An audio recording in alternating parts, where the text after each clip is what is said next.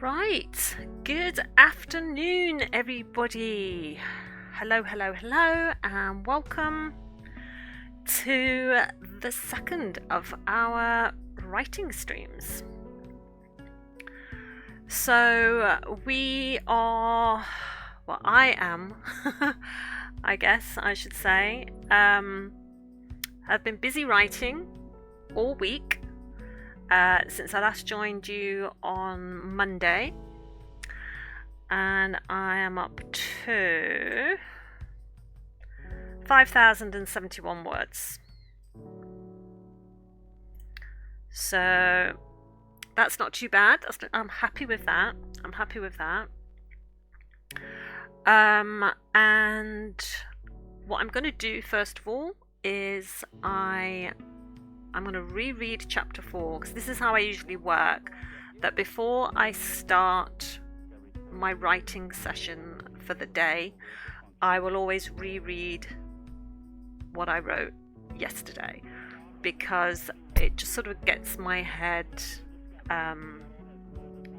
sort of back into the flow of the story, back with what's happening, back with all the little details that I'm seeding, with the hope that it's all successful at the end. So I'll be starting doing that in a moment. I have pinned a comment in the chat. For those of you that don't know, I actually like doing jigsaw puzzles because, like doing a bit of everything. And I've started following. I had someone recommended to me yesterday in chats to follow somebody called Star Freckles, and so I went over and watched a little bit of their stream yesterday, and they had this community jigsaw puzzle. So if you click on the link, it allows you to go over to the puzzle that I've chosen for you. I think it's like 500 pieces. And if you click on the preview button, it will show you the picture that we're doing.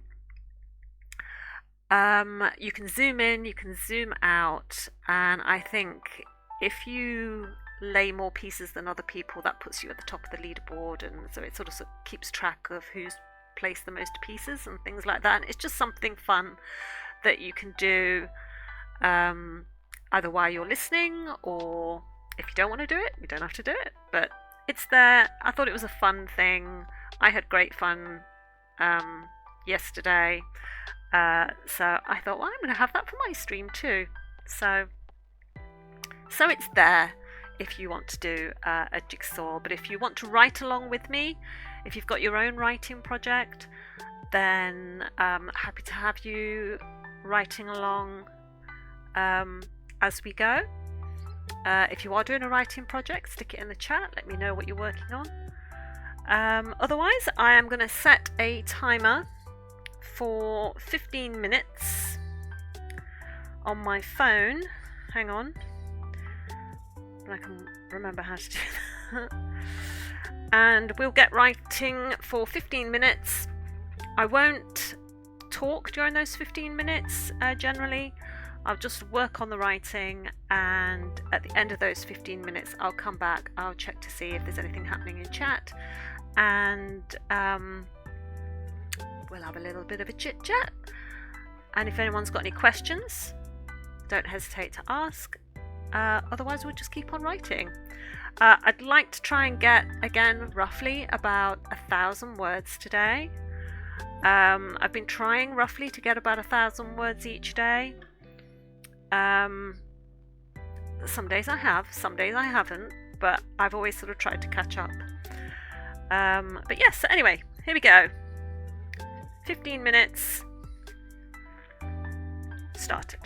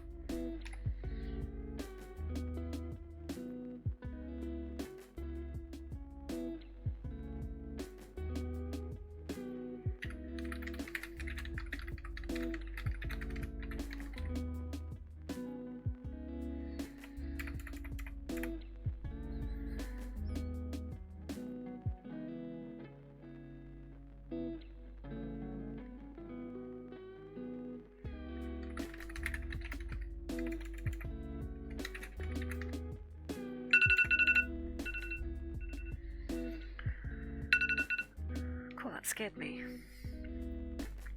Right.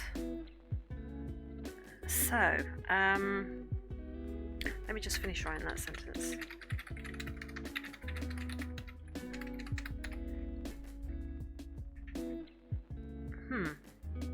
Okay, so it was don't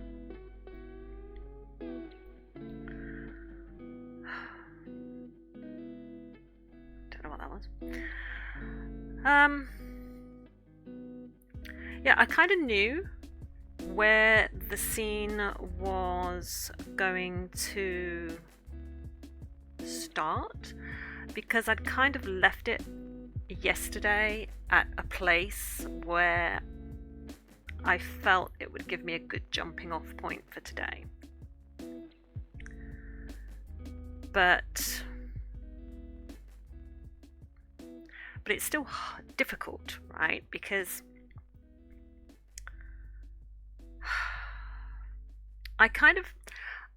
I knew how I wanted the story to start, and I've got that down. And I know in my head what the bad guy is, what the threat is. But everything else is very vague. I generally plot out a lot more, and I feel I should have plotted out a bit more, because otherwise I'm just going to end up going down rabbit holes that lead nowhere, and I'll have to sort of pull back, and that's going to mean a lot of editing. But to be fair, I've simply not had the time to sit and do the plotting to give myself a rough synopsis for this, and I told myself that that was okay, because I know I'm capable of finishing books, because obviously I've written 30 of the damn things, but I know I can finish a book, but I just don't like this sort of trying to make your way through the fog. That you can only see a few meters ahead of you, and so you make your way there and then you wait to be able to see a little bit more. And that's kind of where I am at the moment, in that my headlights of my car in the fog only see so far into the story.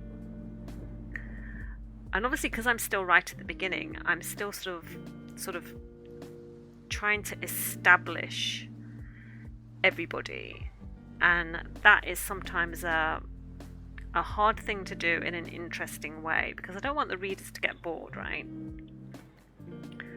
Because especially with like scary stories, ghost stories, horror stories, things like that, you want that element of being able to always keep your reader on the edge of their seat. Because there's so many other things that they could use to entertain themselves. You know, they could go online, they could watch a movie, they could go to the cinema, they could be doing anything. But if they sit down to choose to read a book, you've got to be able to hold their attention. So I'm very much aware that, especially with a horror story, I want to be able to infuse the story with this sense of threat, this sense of anticipation of something dark and evil coming, and people getting perilously close to it sometimes and not realizing, because that just sort of helps keep the reader on the edge of the seat. and turning the pages, which is what you want them to do. And I'm also sort of, because I write romance as my day job, which is a whole different set of emotions that you're using, and I'm familiar with that landscape. Even though I've had short horror stories published, I'm not familiar with the landscape of writing a full horror novel. And there's got to be peaks and troughs, right, in a story. So there's got to be the high points, and then you've got to have those moments where you allow the reader to breathe and gather themselves. Because if you kept it all at a 10 all the way through, it just become boring and stagnant, because there's just no rest. The reader doesn't get the chance to rest.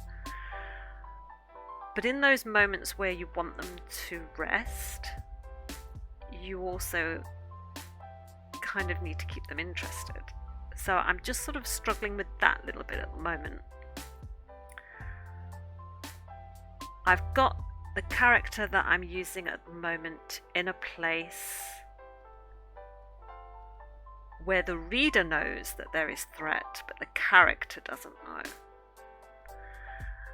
And so I'm just sort of in that situation at the moment, and so I'm sort of trying to very finely balance those two bits of information, and knowing that the reader knows what's going on or has an idea that something bad could happen here, but the character doesn't know. So that's where I'm at the moment, and I'm just sort of trying to finally walk that line. So yeah, so how many words did I get to in that session? So 5397, so we did just under 400 words, so that's not too bad. I'm quite happy with that.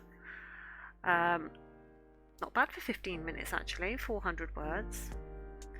So okay, so I think what I'll do, we're going to go in and do another 15-minute session, see where we get, and yeah, I'm going to keep walking this fine line. So, right, let me just set up another timer. 15 minutes. See you back here.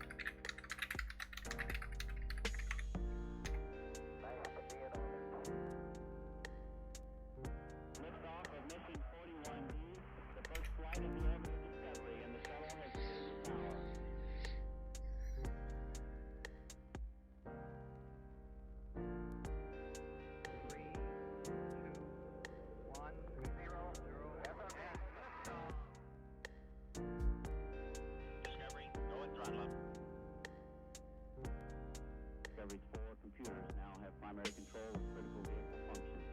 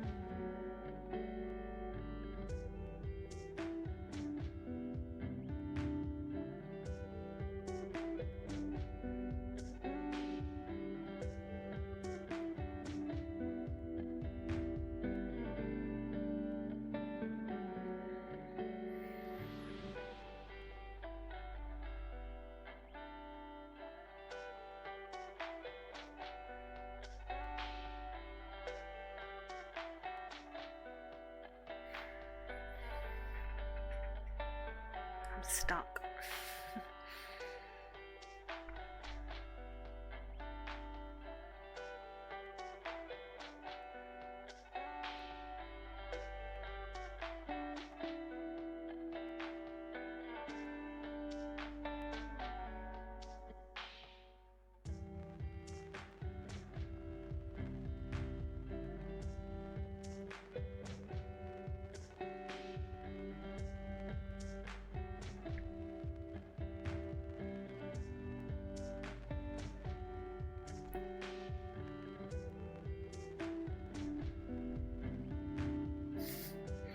Stuck.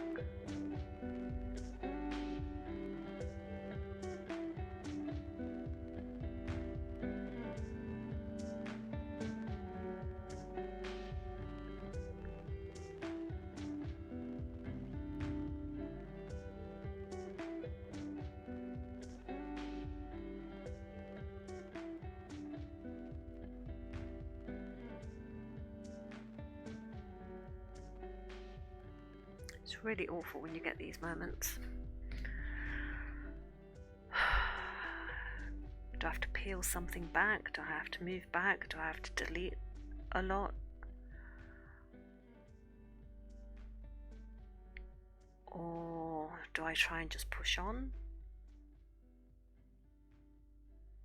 Do I change scene and highlight this section and make a note for myself to sort of come back to it later and to think about how best to finish it off? I don't like deleting. That is the thing. Because if you fully delete something, it might be something that you can use later.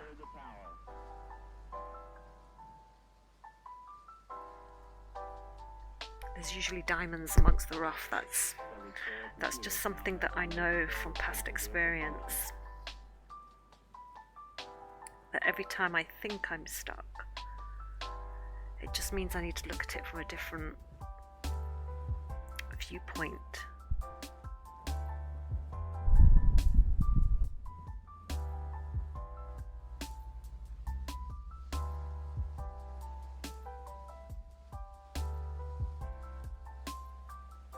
Yeah, I think what I'm going to do, I'm just going to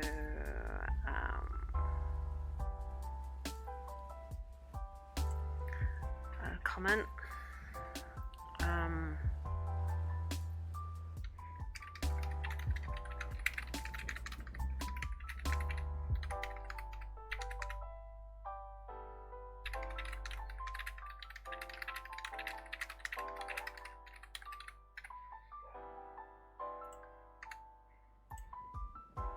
So all I've literally put in that section is I've put look again at this section and rework because I cannot think of how to end it properly, and that's the sort of notes that I will leave for myself just because. So I'm just going to go to chapter 5 or start chapter 5 and literally change characters,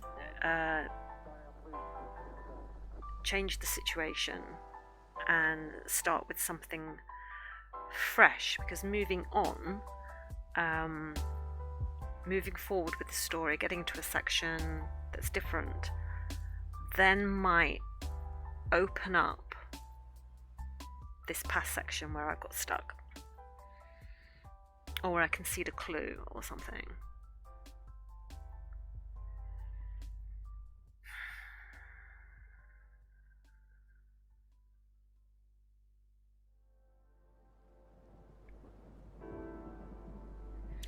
Where to go through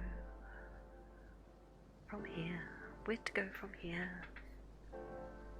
This is it. This is how writing goes. I mean, normally if I wasn't streaming this, I would probably be sat here tearing my hair out. Not literally, but you know, feeling like I want to tear my hair out, and I'd either switch off the computer and I'd go downstairs and I'd just think, sod it, I'll come back to it later with a fresh mind.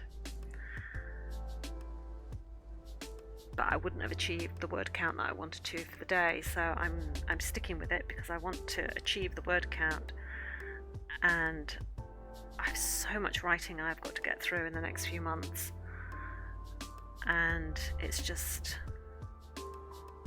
I've got to persevere, I've got to push through. So, because a lot of people say, right, do you believe in writer's block? And so many people don't believe in writer's block because they say, oh, plumbers don't get plumber's block and heart surgeons don't get heart surgeon block. And it's like, well, no, they don't, because they're not doing something creative. They're doing, a plumber has a certain way of fixing a problem. A heart surgeon has certain ways of fixing problems. They have been trained to know what they are working on, like working on a heart or working on an underwater pipe. They have been instructed and taught how to deal with different sets of problems for those different sets of issues. Whereas every book that is written, every song that is written, every piece of art that is made, it is something creative that is being made up out of thin air.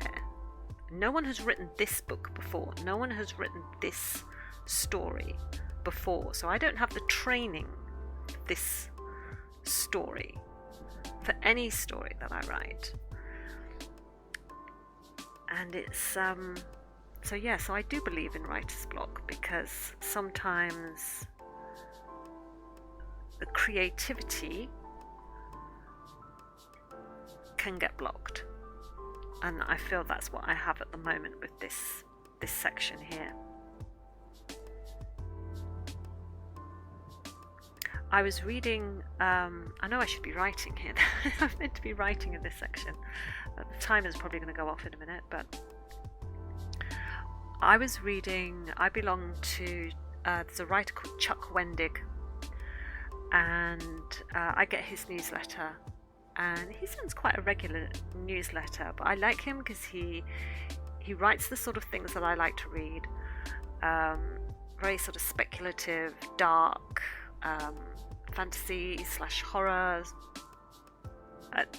It's not like monster horror always or anything, but there are different varieties.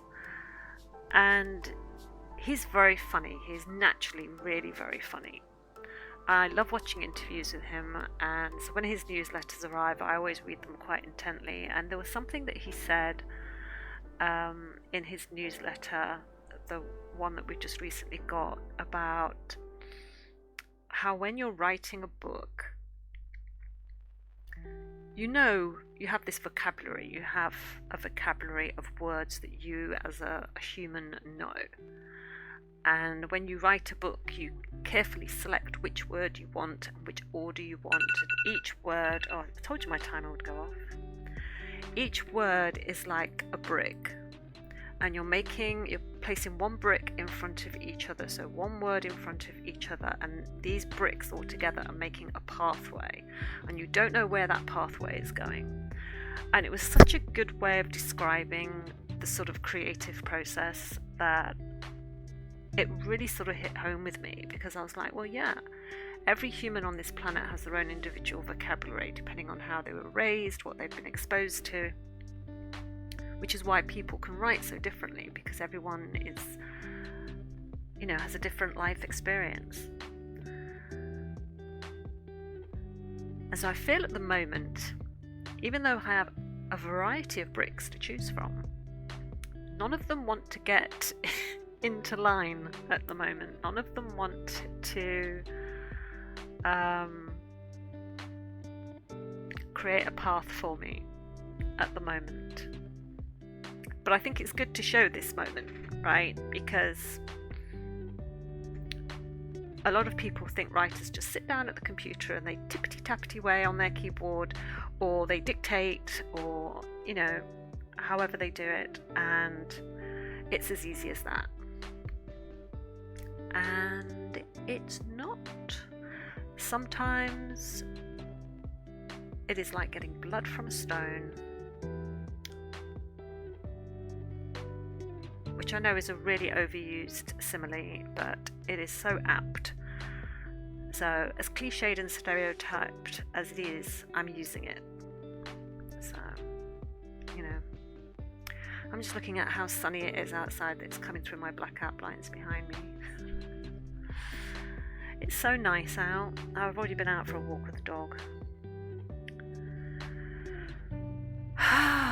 Right, I need to get my head into gear.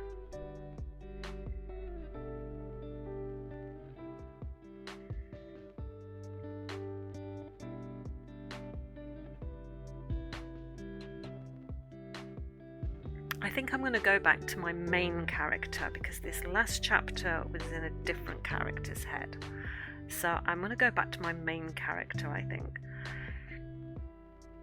Because I don't want to be away from her for too long. And I feel like she needs to stay in the reader's presence of mind. Because she's the one that's ultimately going to go through the biggest threat. So, but where to take her? That's the thing. What do I want to expose her to, and where to take her?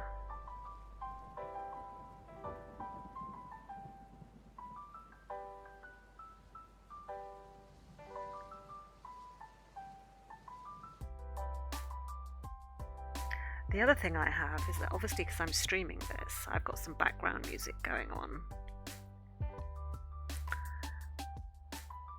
And I don't always, when I'm not streaming, I don't always listen to music when I'm writing. I used to listen to like ambient sounds. I used to like listening to rainfall and water sounds. Sometimes I'll put on ambient sounds for cafes, so you can hear like, you know, low conversation and cups and the hiss and steam from a coffee machine or something. And my mind normally completely blocks all of that out, even though I'm meant to be listening to it. But so this sort of plinky plonky music that I have to listen to because I've got to listen to copyright free stuff so I don't get strikes on my Twitch channel is strange to me.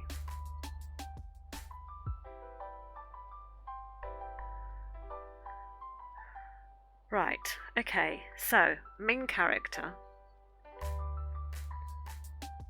We're going to go back to her.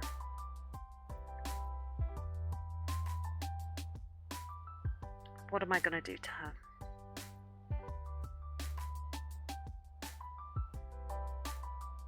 Because basically that's the author's job, right? You get to torture your characters. You get to torture your characters for about 80,000 words, and then you get to give them a little bit of happiness after all of that. So I've already tortured her a little bit.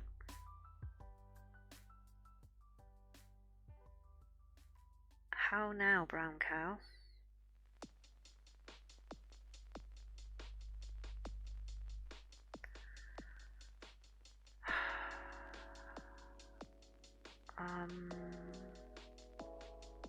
What do you guys do?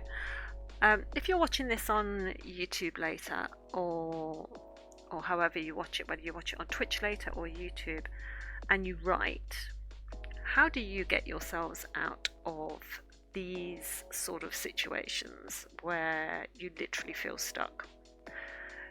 Do you switch everything off and go and do something else, or do you power through? How do you tackle it? Do you write by longhand rather than on the computer straight away, or you know, what sort of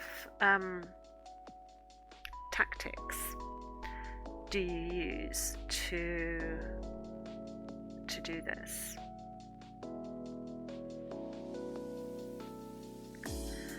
How many words did we get up to? I've forgotten. Alright, so we did get a few more, so we're now at 5541, so we're about halfway through where we need to be. So I need to write about the same amount again.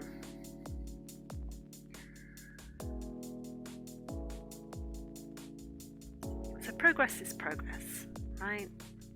We're getting there, it's just taking some time.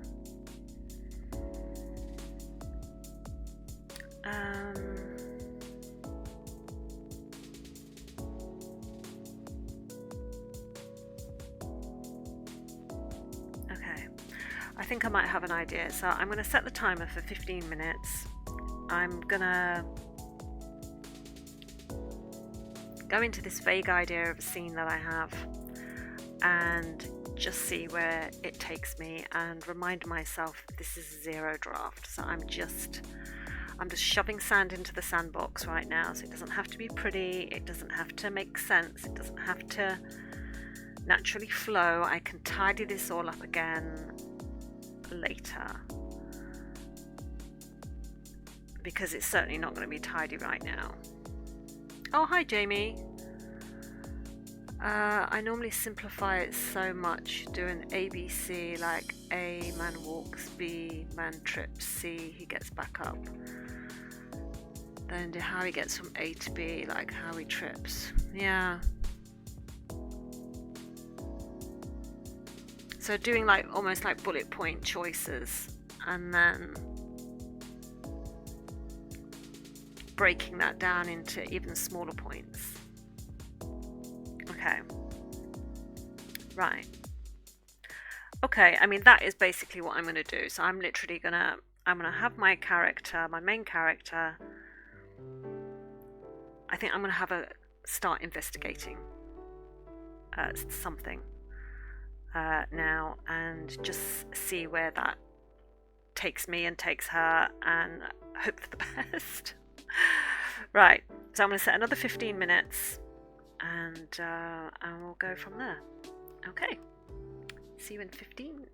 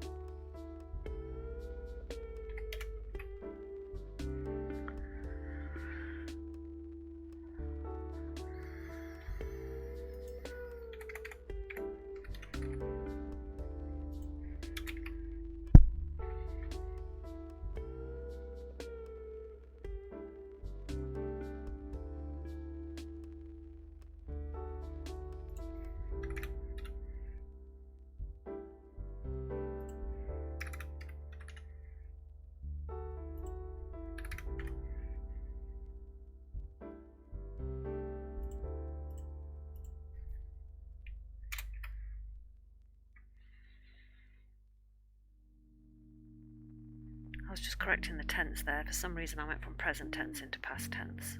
So just changing that.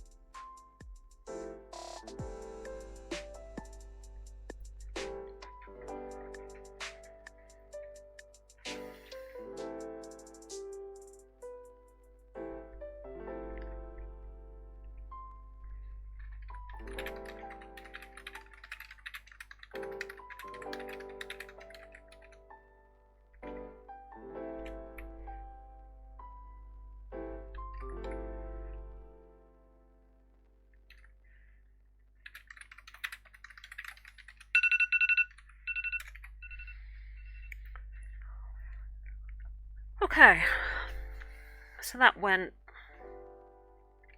a little bit better. Got a bit more done. Let's have a look. Oh, okay. Like 5 words away from my target, so that's not too bad. Changing scene definitely helped. Lay out what I want and how to get there. Yeah, I mean, normally that is my strategy, that I would think about the scene that I want to write and what's the beginning, middle and end for that scene, and then write down anything interesting that comes to me in like bullet point form, whether it's a bit of description or in like a snippet of dialogue or something that I think, oh, that sounds really cool, and I'll write that down and somehow work out how I'm going to knit it into that scene, and then go ahead and write it. But I haven't for this book. As I said earlier, I am driving through the fog. I'm driving through the fog, and I can only see so far. But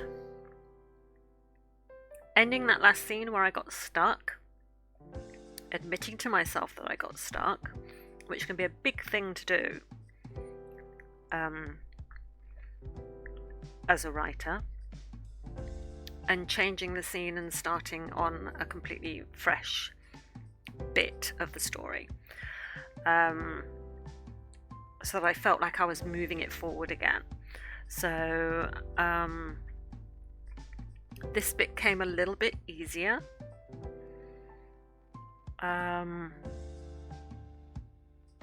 And I can feel my brain sort of trying to work out how I'm going to seed in the next clue that's going to lead the main character to the next point of information.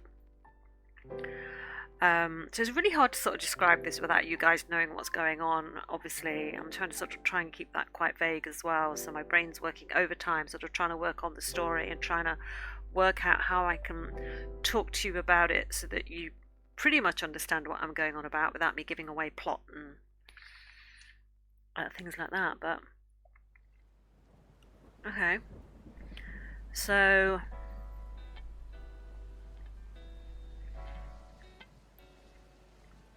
I feel this section is definitely heading in the right direction though.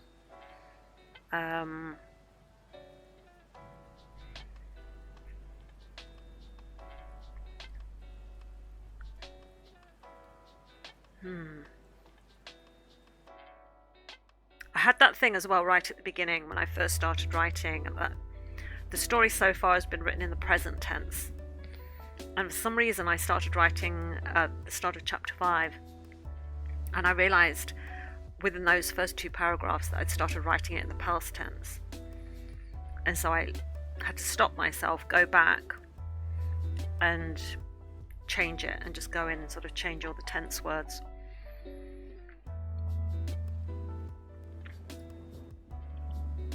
And that's something else that's new for me as well, is writing in the present tense, because when I write my romances, they always have to be in third person past, a deep third person point of view, past tense. So writing in present tense gives the story an immediacy.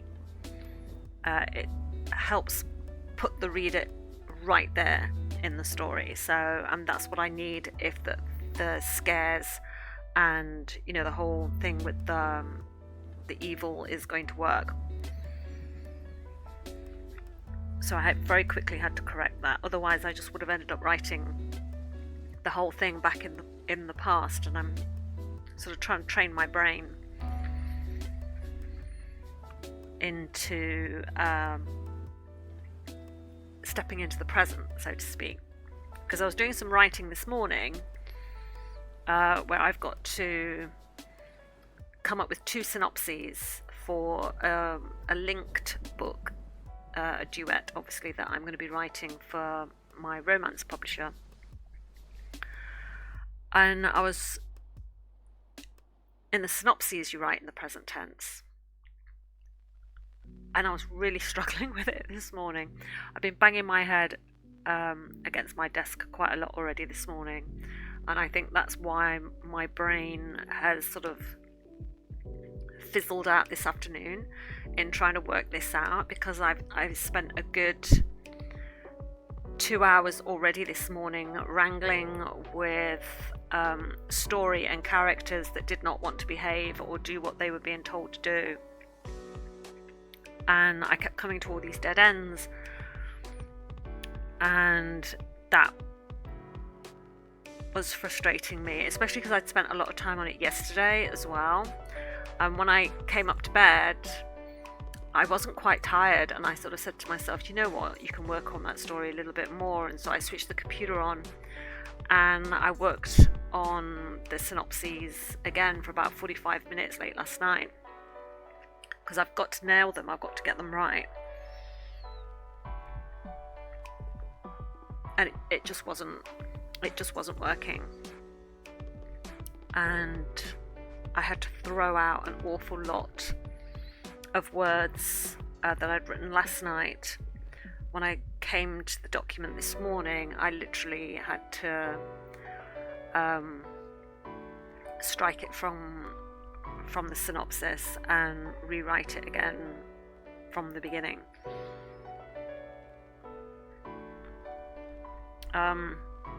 So I've already done an awful lot of writing in the last couple of days, so I think that's probably just why I was struggling a little bit earlier.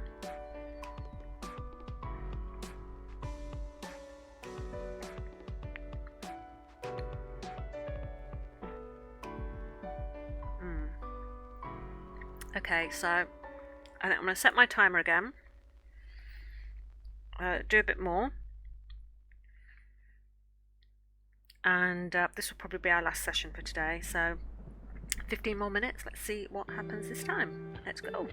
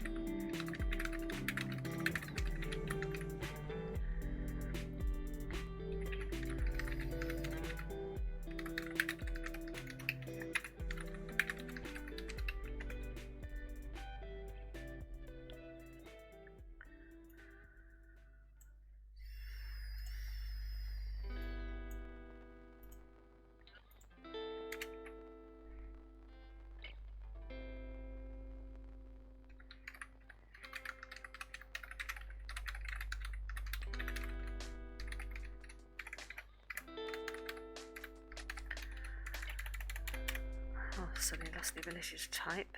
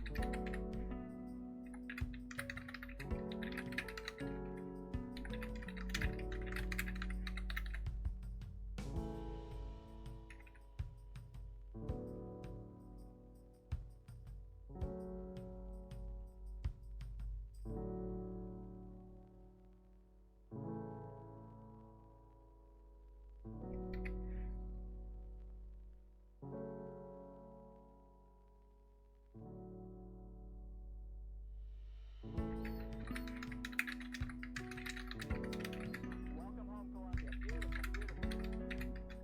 Discovery 4 computers now have primary control of critical vehicle functions. Liftoff of mission 41B.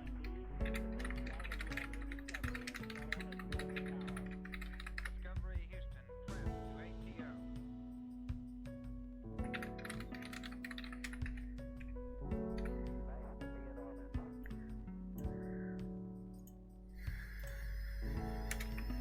Beautiful, beautiful.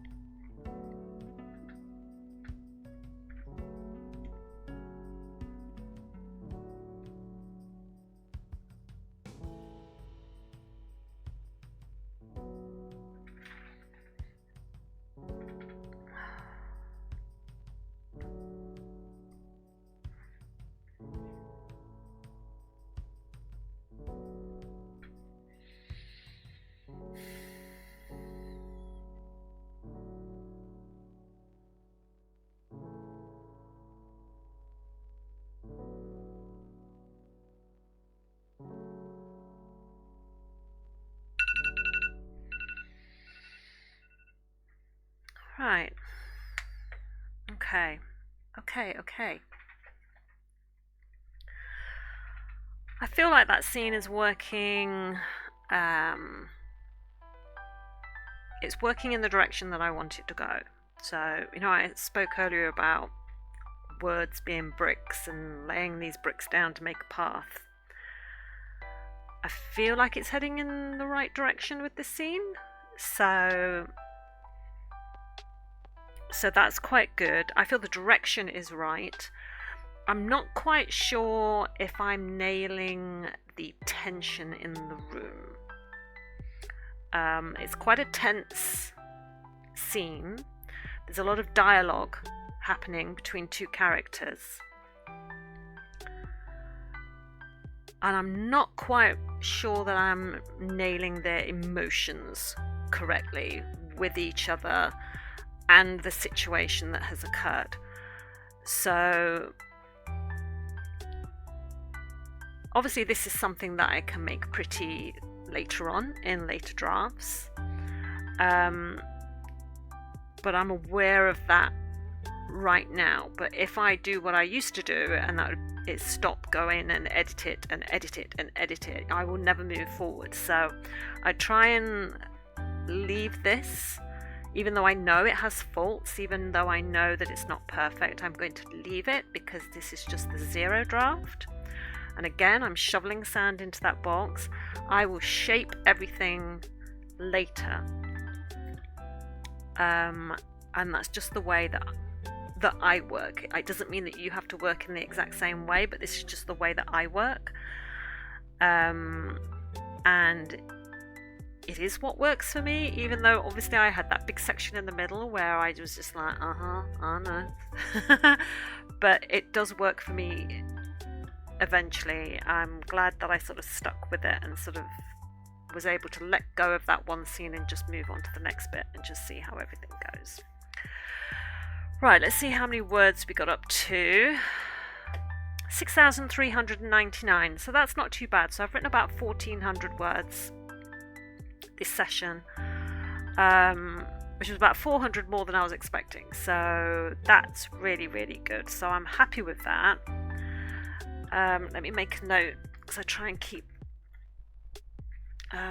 track of all my word counts in my diary. So 6,399.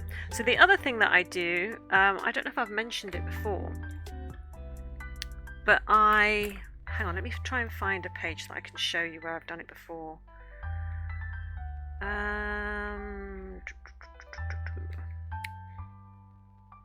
What I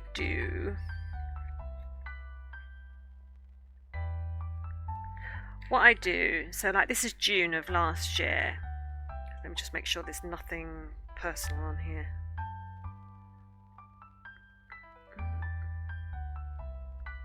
Okay, so I do like in like a bullet journal, I do a box for every day, and in that box I write down how many words that I managed to do that day. So like June the 1st I did 1,587.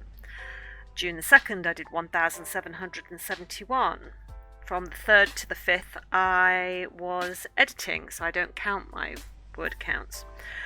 And what I do when it gets to the end of the month, I'm able to count up how many words that I've done that month, because sometimes when you're writing, you have a lot of days like today where you feel like things have not worked out very well, and that maybe that you just haven't done very well. And if you feel you get a lot of days like that, you can sometimes get to the end of the week or the end of the month, whatever, and think, I've written really badly today, or I've written really badly this month, and stuff. But sometimes it can be really, really surprising the amounts that you get to. So like for that particular month, for my romances, I wrote 13,000 words in a whole month, which doesn't sound much, but I was also writing something else at the time, and I wrote 48,999 words on the other project. So in total for that month I did 62,000 words in a month. And there were some days, there was 3 days in that month where I didn't do any writing at all. None, because I was away for the weekend. Looking at it here.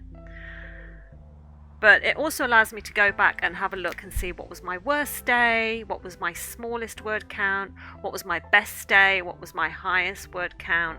And it's just a way for me just to sort of keep track of my sort of progress, so that even if I have a week, say, of doing what I consider to be bad word counts, I know that by the time I get to the end of the month and I add it all up, I can actually see how much progress I have made. And that is something that I've started doing quite recently. I started doing this at the beginning of January last year, so I've been doing it for a whole year now. And it's been really, really helpful for me.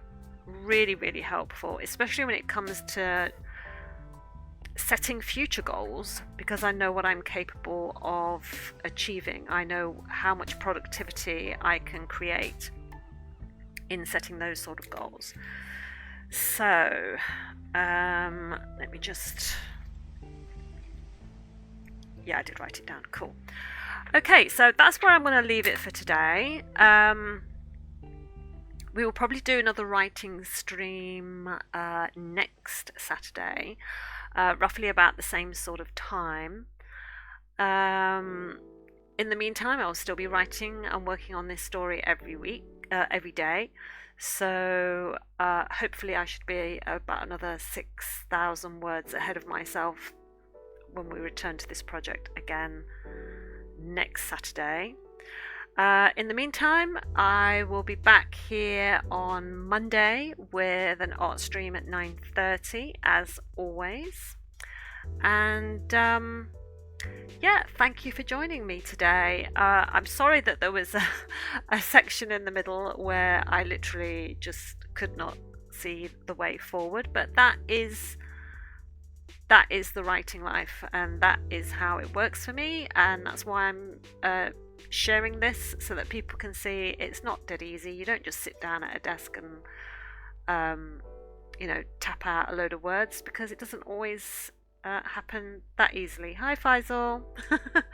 Just about to leave, sorry. So yeah, so anyway, I would love to see you all next Saturday to join back with me again for the writing, when I can make my words work. So it's been a long day already. Otherwise, I will see you on Monday at 9:30 to do the art streams. So I will see you then. Have a great weekend. Thanks for joining me again today, and I will see you Monday or next Saturday. So take care, guys. Bye.